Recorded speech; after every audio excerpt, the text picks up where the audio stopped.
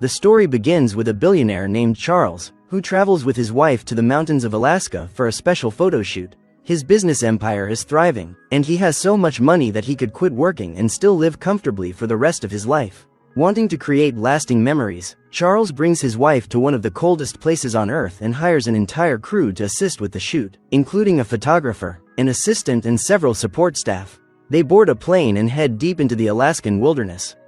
In the middle of the icy mountain range, Charles has booked a remote resort for the team to stay in. After a long journey, they finally arrive. The owner greets them and explains several rules, warning that the area is filled with polar bears. Any food left out or any unlocked window could attract them, and a curious bear could easily break in. Hearing this leaves everyone uneasy, but the owner assures them that as long as they follow the rules, nothing will happen. Charles and the others return to their rooms as the temperature drops sharply after sunset. Later that night, Charles can't sleep and feels hungry, so he grabs a lantern and heads toward the kitchen. When he arrives, he notices an open slab of meat and the door is left unlocked. He remembers the owner's warning about bears being drawn to the smell of food. Suddenly, a massive bear lunges at him. Terrified, Charles falls backward and scrambles to escape, only to discover moments later that it isn't a bear at all. It is the crew members dressed in costumes trying to scare him. The entire prank was arranged by his wife because it is Charles's birthday and they wanted to surprise him. The group comes together with gifts and a birthday celebration. Though startled at first, Charles eventually relaxes and enjoys the party. His wife gives him a small watch while one of his assistants offers him a custom-carved knife, which Charles politely ignores. After the celebration, everyone heads to bed to prepare for the next day's outdoor photo shoot. The following morning, the team begins shooting in the freezing landscape. The photographer guides Meki, Charles's wife, into various poses while Charles watches from a distance. Bob's flirtatious attitude does not escape Charles's attention, and he dislikes seeing another man behave like that toward his wife. When Bob says he needs a male model to pose with Meki, Charles immediately volunteers, reminding Bob that Meki is his wife and they came together. But Bob refuses, saying the male partner needs to be young and attractive, not an old man like Charles. Bob is an old acquaintance from college who has always disliked him. While Charles became a successful businessman, Bob remained an ordinary photographer and seems determined to make things difficult. Despite Charles paying for the entire trip, Bob refuses to let him join the shoot and insists on finding another man to pose with Meki.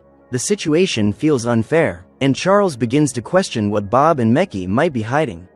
Suddenly, Bob notices a framed photograph of a man in rugged outdoor clothing. He immediately becomes excited and declares that this is the perfect model he has been looking for. When he shows the picture to the resort owner and asks where the man can be found, the owner laughs and explains that finding him won't be easy.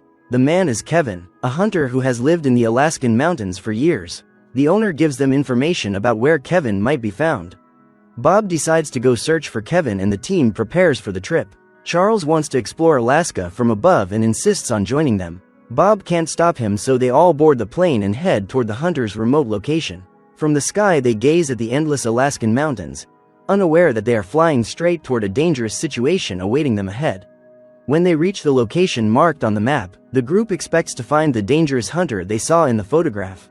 The area has several buildings and signs of activity, but the hunter is nowhere to be found. Instead, they discover a note saying he has temporarily moved to a different site and the exact coordinates are written below. After a quick discussion, Bob and Charles agree to continue the search. With a plane and plenty of fuel, they can cross Alaska multiple times, so they take off again toward the new location. As the temperature drops further, a much greater danger suddenly appears. A flock of birds crashes into the plane, throwing it off balance and destroying the engine. The aircraft plunges into the icy water below. The pilot dies instantly on impact, and the survivors struggle to escape the sinking wreck. Bob and his assistant manage to swim to shore, shivering from the cold. With no aircraft and no shelter, they huddle together. Fortunately, they find a small box of matches and manage to light a fire to stay warm as they wait for help, though the wilderness around them is completely silent except for animals in the distance. After some time, Charles decides they should attempt to find the hunter. He may be their only hope. They might also find supplies to survive the night and return to the resort the next day. Bob and the assistant agree, and the three men begin walking through the forest, unaware of the danger waiting for them. Not long into their journey, they hear strange sounds. Ahead of them, a massive brown bear emerges from the trees. The The bear has spotted them and prepares to attack. Terrified, Bob and the assistant run for their lives, knowing that if the bear catches them, they are doomed. A brown bear is incredibly dangerous, and once it appears there is no time to lose. People can try placing burning branches between themselves and the bear, climbing to higher ground or lying still and pretending to be dead. But Bob and the assistant panic and run blindly into the forest, with the bear still chasing them. They reach a cliff with a deep waterfall ahead. If they jump, survival is unlikely. The bear closes in from behind and the path is blocked. Bob and the assistant freeze in fear, but Charles keeps a clear head. Using what he has learned from survival films, he grabs a fallen branch and creates a makeshift bridge across the gap. He tells Bob and the assistant to cross first and step carefully. Once they reach the other side, Charles is left alone as the bear approaches. It lunges forward, grabs the bridge and shakes it violently. Charles loses balance and hangs onto his bag for dear life. Inside the bag are several survival tools including signal flares. The branch snaps and Charles plunges into the water below, hitting rocks and injuring himself. Fortunately, Bob and the assistant manage to pull him out downstream and drag him to safety. The bear watches from above for a moment before retreating into the forest. Shaken, the three men continue toward the hunter's location. Hours pass, but they still cannot find the place. It becomes clear they are lost or walking in circles. The temperature drops sharply as night approaches and they have no food. Thankfully, Charles still has the knife given to him earlier. He uses it to gather firewood and start a fire. Then he hands the knife to the assistant and tells him to tie it to a stick to catch fish at the nearby river. The assistant nods and heads toward the water while Charles and Bob maintain the fire. Soon after they hear the assistant screaming, they rush over and find him injured, having cut his leg while trying to fish. Charles bandages the wound and warns Bob that the bloody cloth must be burned or buried because the smell of blood can attract bears. Night falls, and Charles builds a small shelter for the three of them, as the assistant can no longer walk. While sitting near the fire, Charles realizes the bloodied cloth is still lying untouched. He walks over to retrieve it, but at that moment a massive bear emerges from the darkness. It lunges at the injured assistant and drags him away. Horrified, Charles grabs a burning branch and tries to scare the bear off, but the creature is enormous and roars fiercely. Bob panics and pulls Charles back. The bear kills the assistant and begins eating, and Charles, devastated, is powerless to stop it. Charles and Bob escape into the mountains with nothing but their clothes. With the assistant dead, only the two of them remain and they have no food or proper survival gear. By morning, snow begins to fall, making everything even more difficult. Using tricks he learned from survival shows, Charles sets small traps to catch animals and they manage to capture a small creature, barely enough to keep them going. Moments later, they hear the sound of a helicopter overhead. Charles and Bob wave desperately, but the helicopter flies too high and the dense forest hides them from view.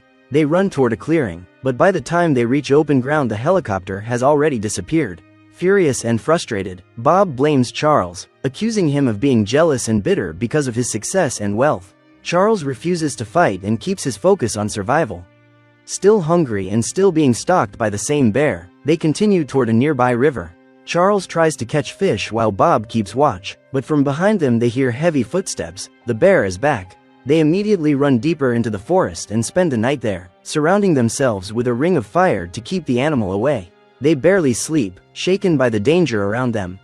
The next morning, Charles tells Bob the truth. If they want to survive, they must kill the bear. Bob finds the idea insane, but Charles is confident. He ties the sharpened knife onto a wooden pole and hangs a blood-stained cloth to lure the bear close. Seeing Charles's determination, Bob reluctantly prepares himself.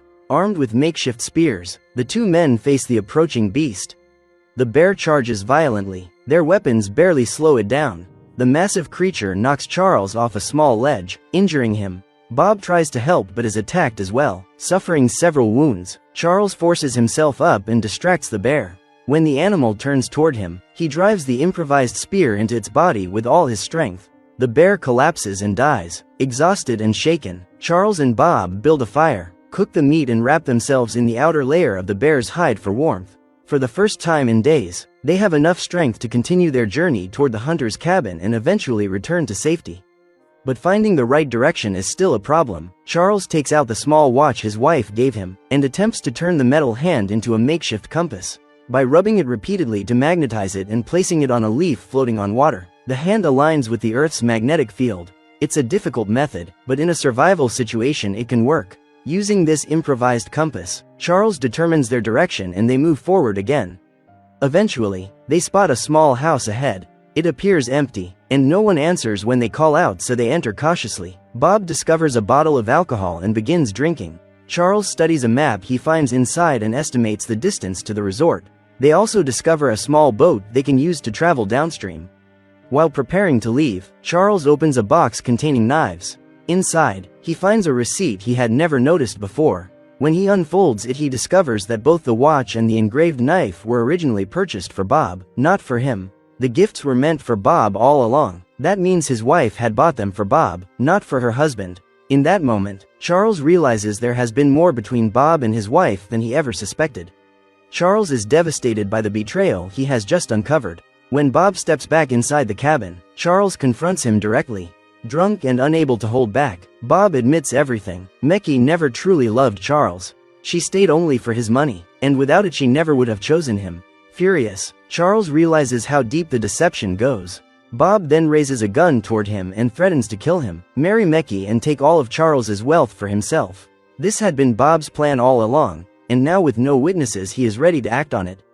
But Charles stays calm, knowing Bob is drunk and unpredictable. Bob continues shouting that he will kill Charles, but while Charles slowly steps back, he secretly looks for a way to mislead him. He guides Bob toward a certain spot, and as Bob follows, Charles suddenly slips away to the side. Bob takes one more step and falls straight into a hidden pit, impaling himself on the sharp stakes below. If Charles leaves him there, Bob will certainly die, either from his wounds or from the bears that roam the forest. But Charles refuses to abandon his friend, no matter what Bob has done. He climbs down with difficulty, pulls Bob from the trap and places him inside the small boat they found earlier to continue their journey. Bleeding heavily and barely conscious, Bob looks at Charles and admits he has never been a good friend. He says he always wanted to be as successful as Charles but could never achieve that life, and feared Charles would cut him out forever. Charles tells him he forgives everything, because despite everything Bob is still the best friend he has. Hours later, they reach the riverbank and Charles lights a small fire to keep Bob warm. Bob's injuries are severe and he struggles to breathe. Charles tells him to rest and promises proper medical care once they get home. Bob apologizes again and insists that Mekki is innocent, that the affair was something Bob initiated, not her. Charles forgives them both, and the two men begin to talk more openly than they ever have before. Suddenly, they hear the sound of a helicopter overhead. A rescue team is passing through the forest. Because their voices are too faint to be heard, Charles quickly covers the fire with damp leaves, producing a thick plume of smoke that can be seen from far away. The helicopter changes direction and heads straight toward them. Overjoyed, Charles runs to tell Bob the good news, only to find that Bob has died moments earlier from his wounds. Heartbroken, Charles carries Bob's body to the rescuers. They return to the resort, where police and reporters are already waiting. Word of the disaster has spread quickly. Mekki is there as well, anxious to know what happened to Charles and Bob. Silent and thoughtful, Charles walks up to her and gently places the watch on her wrist, the same watch that was meant for Bob. Mekki immediately realizes that Charles has discovered the truth about her secret relationship. Whether he chooses to forgive her or not is now entirely his decision. Charles may be wealthy, but no amount of money can bring back his lost friend. He understands now that life cannot be purchased, and loss is something no one can escape. And with that, our story comes to an end.